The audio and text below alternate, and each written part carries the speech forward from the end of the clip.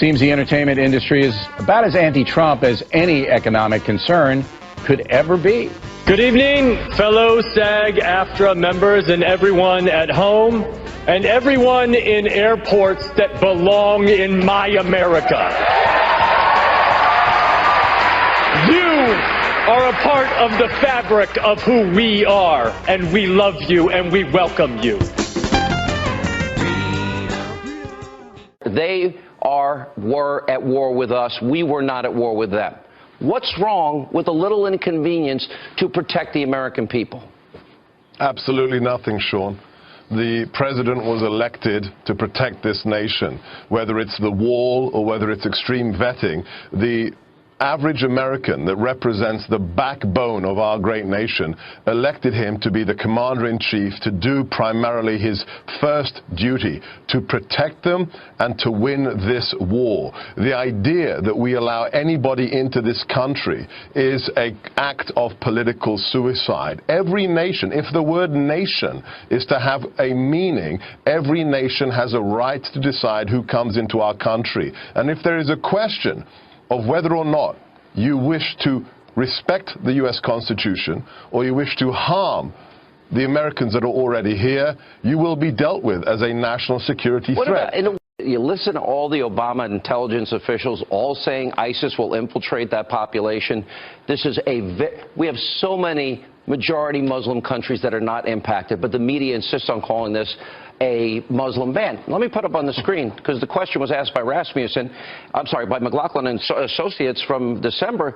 66% of Americans agree in a temporary ban of refugees entering the United States. Do you support or oppose halting Middle Eastern refugees from entering? 66 to 24%. What does that tell us about the media and how corrupt they are and dishonest they are with the American people and the coverage this weekend? It tells you that they're just the chattering classes. They're the famous Ben Rhodes echo box. They just talk to each other. It's all about ideology, and it's not about national security. Let's talk about real fake news, Sean.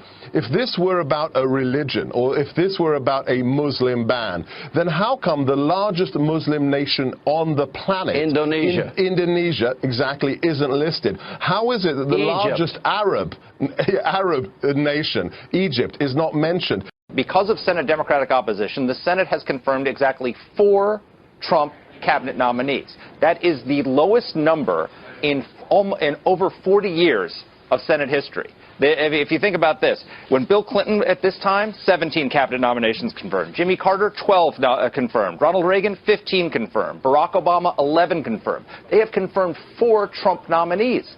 This is not rational behavior. They can't stop them. What it's come down to, honestly, Bill, is that they can't accept the fact that Donald Trump is president of the United States. And so if they confirm his nominees, they're validating his presidency, and they can't bring themselves to do it. Well, they need to listen to Barack Obama's advice. Elections have consequences. Trump won. Every refugee has to be vetted, and they have to make sure that there is no connection whatsoever with terrorism. If there is even a doubt, they should not be admitted. Every refugee has to be vetted. If there is even a doubt, they should not be admitted. This executive order